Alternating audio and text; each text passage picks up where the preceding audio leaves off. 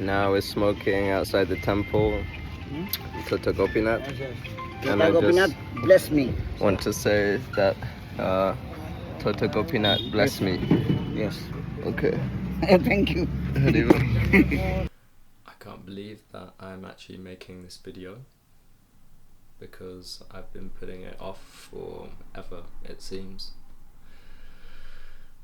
And to add fuel to the fire, I'm making this on the day, 1 year down the line of my first arrest and detention in the UK, on the 13th of November 2024. It's such a trigger point for me, and yet I know that this needs to be faced and confronted and processed, and an attempt needs to be made to make sense of all of this. So, if you're watching for the first time, I need to mention that by this point in the journey, I was 8 years deep into my healing vocation. I'd been traveling the world, receiving guidance and initiations, and connecting with different traditions and ways of working with spirit and energy. And I'm going to frame this more from the human perspective, more from the psychotic, the mad, the unstable, the scary. Maybe because that's the way I feel about it now, and maybe because there's lots of trauma and very human aspects that are still alive and present. But I do need to mention from the get-go, this journey has been incredibly spiritual, mystical, and deeply rooted. And something in hindsight, of course, I had to move through and I need to process in order to step deeper into myself and begin the next steps of this decade-long healing vocation. I've made a video about my street graduation where I explore more about this idea, and I hope to make more videos in the future exploring more of the aspects. Spiritually, once I've begun to process the initial fears and traumas of sharing something so sensitive and paradigm shifting for me. So, I need to document the story which led up to the events which took place in India in 2023. The main thing that happened was being detained by police, fighting with police, getting my hands severely damaged, trying to steal gold, getting admitted to a psych ward in India for 2 nights, and subsequently being released and flying home to the UK for an operation. There's no fixed starting point. Nowhere I can pinpoint that this is where it all began. So I need anyway to provide some context, so I'll begin a few months before, when I was in India and Nepal for Tibetan Buddhist New Year called Losar.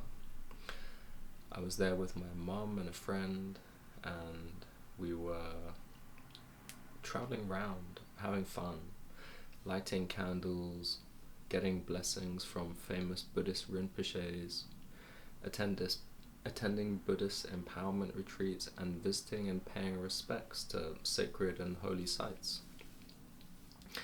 Now, I look back at the start of this, and I realized that this is when I began to experience delusions of grandeur for the first time.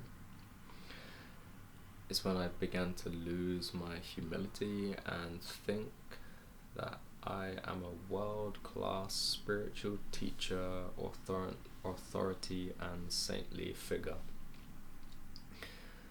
For the record, I was smoking cannabis and tobacco throughout this whole period, something I had done pretty much non-stop since I was 13 or 14 years old.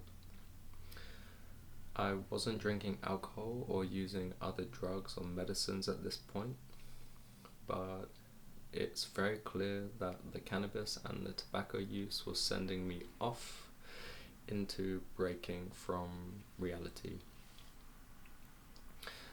So soon after the time in India and Nepal, I flew to Thailand with my mum and our friend to meet my brother. And this was a fun few weeks, mainly filled with making the most of Thailand's weed shops, spas, massages, and eating really good, tasty food. At this point, I wasn't delusional like I started to become in India and Nepal. Even though I was smoking more than I was there, and the weed in Thailand is much stronger, and maybe this has something to do with the fact that we were constantly around spiritual leaders, healers, teachers, and various highly charged spiritual places in India and Nepal, and Thailand was more of a rest, relaxation, chill out time. We did, however, visit some monks in Thailand along the way, and we made some nice connections. So after the Thailand trip finished, my mom was flying back to London, but I had a deep inkling, a deep yearning, deep feeling that I needed to go to India one last time before I returned to the UK. At this point, I'd been traveling for around 9 months non-stop across 3 or 4 different continents, and so I decided to fly back to the Bay of Bengal on the east coast to the ancient pilgrimage town of Jagannath, Puri, which is famous for the Koh-i-Noor diamond, which now exists in the British Crown, and the famous Jagannath Puri Ratha Yatra, a festival which attracts millions of spectators each year. One which I have attended a few times previously, and I've had various dreams and experienced a very strong connection with this place, this temple, these deities. The deities which reside here are incredibly powerful and are considered to be the lords of the universe. And it's worth noting now that foreigners can't enter into this temple. It's strictly prohibited, and it's strictly only for Indian people. And remember this, as this is a pivotal part of the story to come. Initially, when I arrived in Puri, I went to a friend's house, a friend and his son.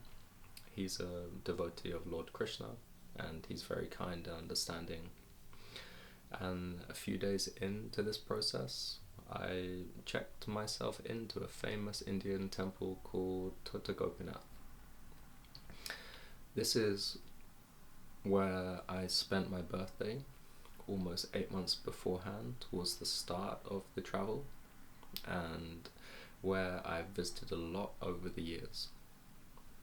And it's the only temple in the world where there's a statue of Lord Krishna sitting down.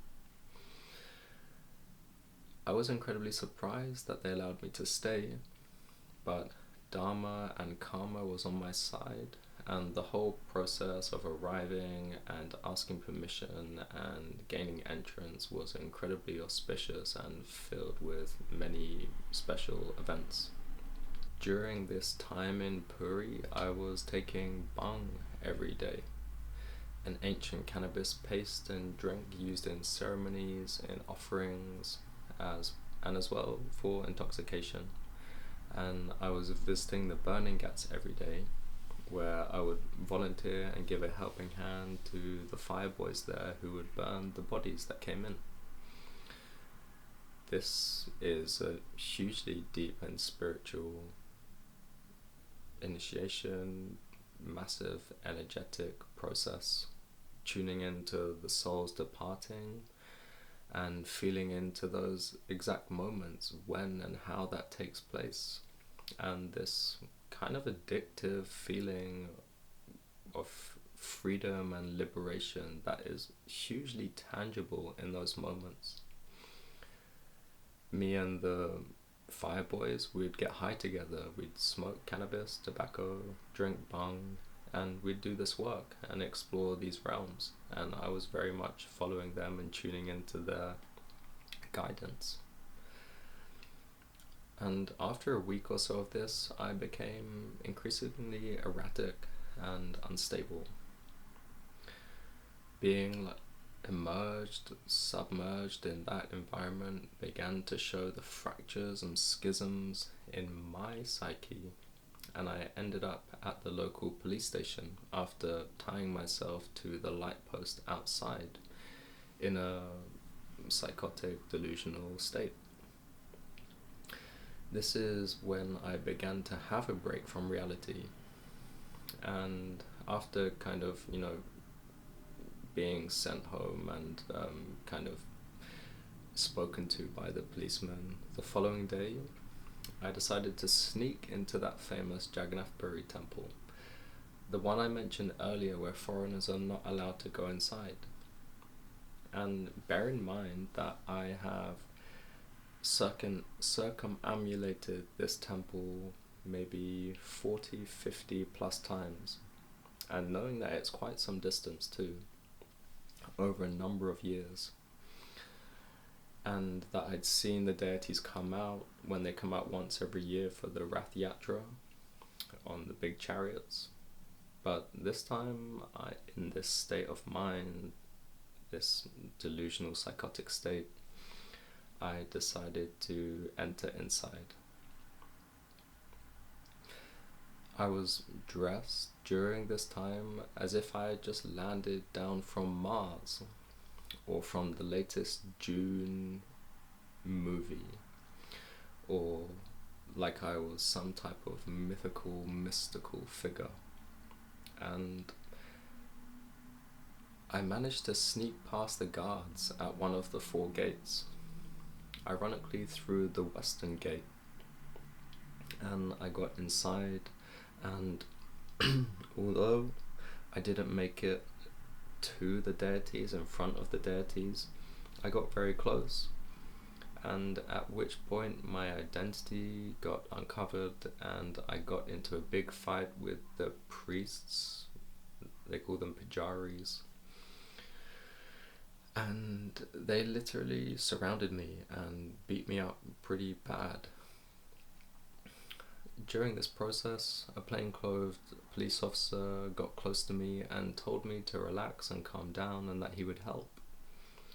And I remember he was wearing a gold chain around his neck, and in an act of total madness and spiritual transcendence, with the deities fixed in my heart and in my mind, I ripped the gold chain off from around his neck with the intention, the prayer that if I die now, it's in service of these deities, these lords and masters of the universe. And afterwards I got wrapped up in another brawl with angry priests and pujaris and was tossed around and beaten and all sorts. Finally, the police arrived and escorted me out of the temple, and the gold chain was still in my hand. I held onto it like it was the only saving grace, like it was my offering, like that was my ticket to the afterlife. And on the way out, I was photographed by the local media and taken to the nearest police station. They asked me questions, they told me to wait some time, and the plainclothed officer from the temple arrived and asked about his gold chain, and I returned it to him, and there was a stunned silence and almost disbelief among those present. It was as if, like, yeah, this guy is totally intoxicated, maybe somewhat crazy, but there's also something more going on here. So after a few hours of being held, the police wouldn't let me leave despite saying that they had finished their questioning, and in a frantic moment I raced out of the police station, through a wall of officers, and in the process my hand hit a glass window and it smashed, and I ended up getting various shards of glass wedged into my hand, into my left hand, the hand which is closest to my heart. I ran down the road in a frenzy and a panic, and blood was literally streaming, pouring out of my hand onto the road, and I was chased down by police who caught me and tackled me about 100 meters up the road. I was swiftly put into a police car and taken to the hospital to care for my injuries because they were kind of serious. And when I was at that hospital, I was held down by 6 officers whilst a surgeon pulled these glass shards out of my hand without any pain relief or anesthesia. And this is hands down one of the most painful and traumatic experiences I had encountered up until this point in my life. After this process, the police commissioner of the town came to my bedside after an hour or so, and soon after I was released from that situation. And it was an awkward moment because yes, I'd broken into the temple, I shouldn't have. Yes, I've been intoxicated, and I ran from the police station, but I had been injured in the process, and I was a foreign national, and it was a bit of a tricky situation. So I arrived back to my friend's house that evening, battered and bruised, and continued self-medicating with bong and smoking joints. And the police were slightly concerned, of course, and also knowing that there was some type of tricky negligence or whatever from their side, they arranged for me to be followed by a small group of officers.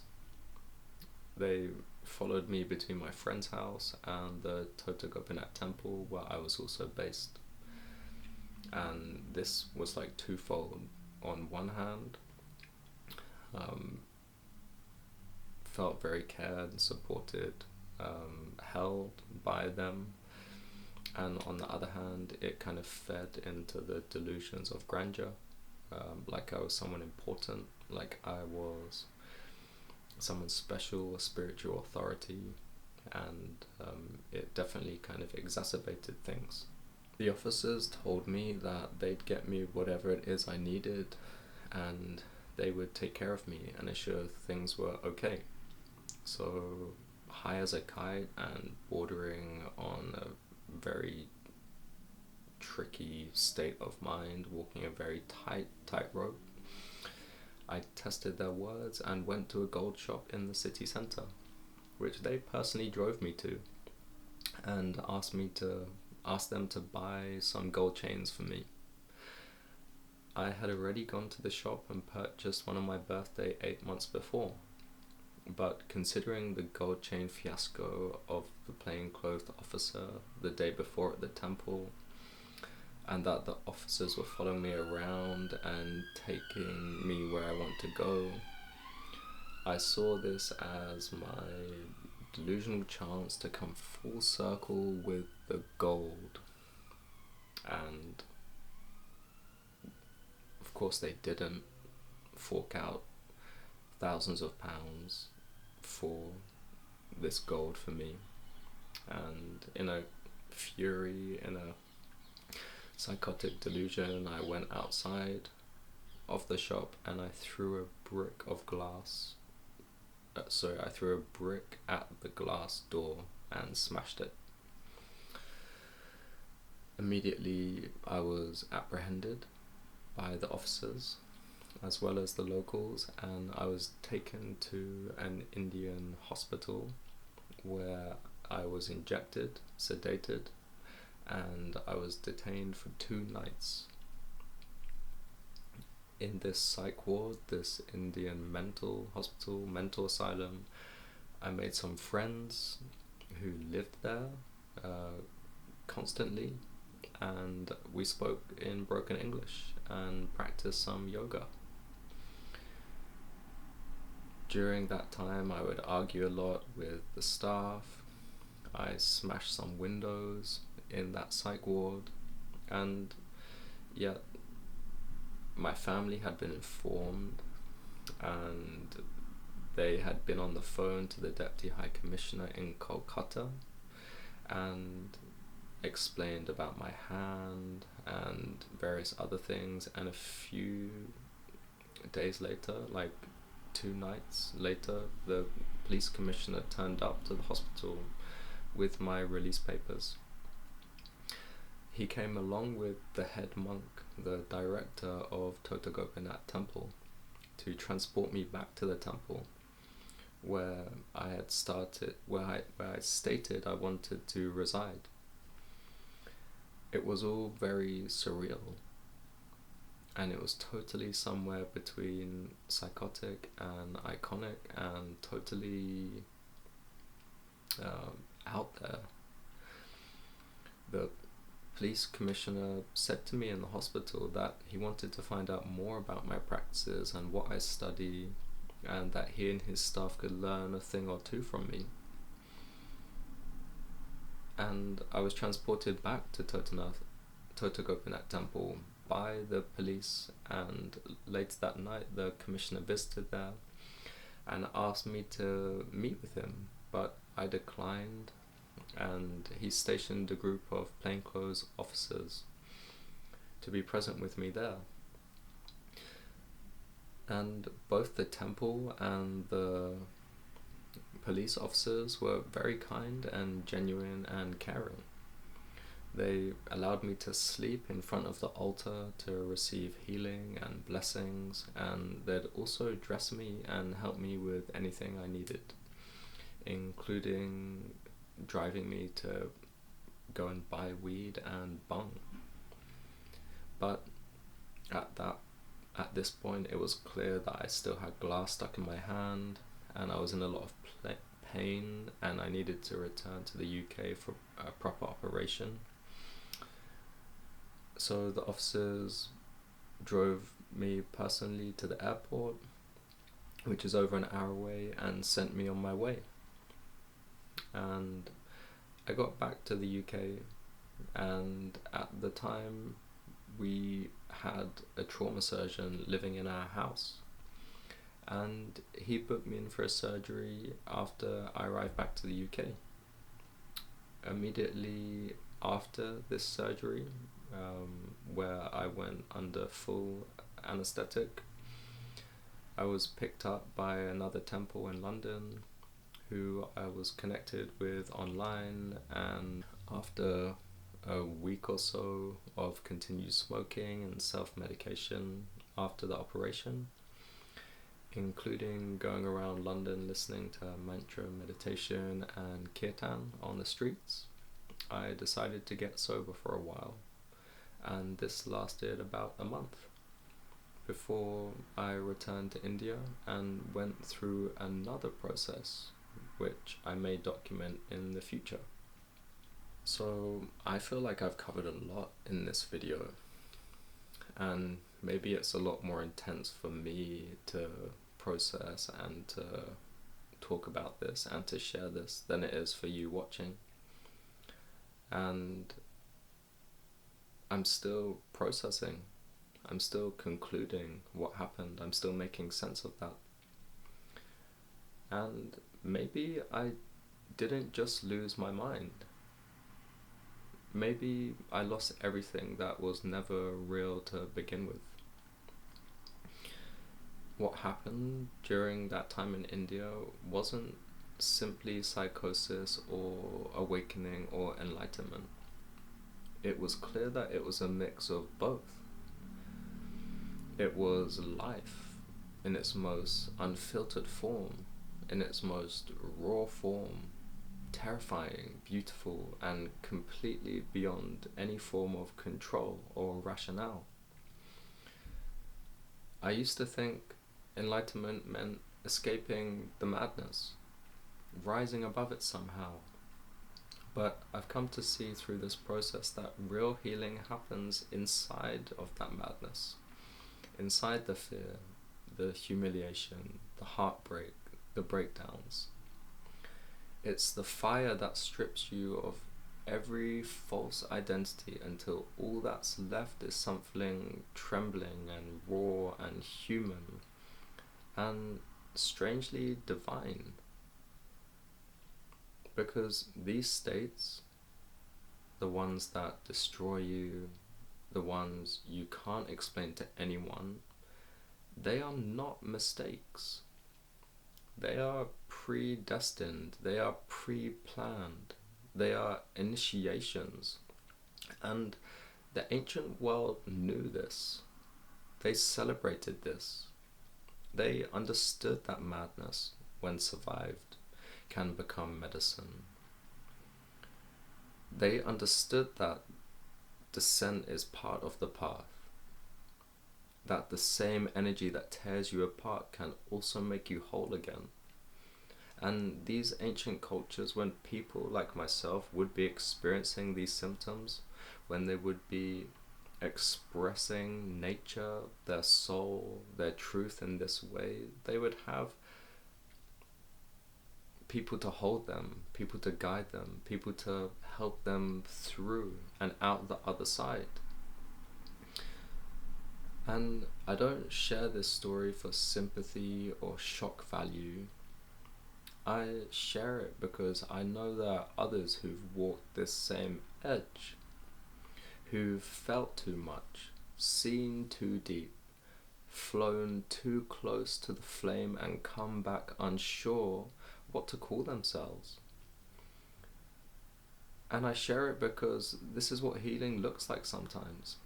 It's messy, it's unexplainable, it's dangerous, it's convoluted, it's enlightening, it's mad, and it's real. And if there's one thing that India taught me, it's that transcendence doesn't mean leaving your humanity behind. It means returning to it, being humbled, scared, and becoming awake through that process. The madness and the miracle are two sides of the same coin. And if you can learn to hold both, that's where the real healing begins. So there's so much here. There's so much I'm feeling right now. There's so many cells and atoms in my body, and each one is containing messages, codes, systems from the past. And who knows what has been liberated dharmically, karmically, ancestrally, personally through this process. But it's clear something has been, something big and profound and powerful. And returning to that place inside, regardless of the external chaos, that place, that saving grace which will hopefully be something which I remember at death. Another chaos, another time where external events will not make sense, and the only hope is to hold on to the gold, hold on to the divine blessing, the gift, and put full trust and full faith in that higher power, in the Lord of the universe.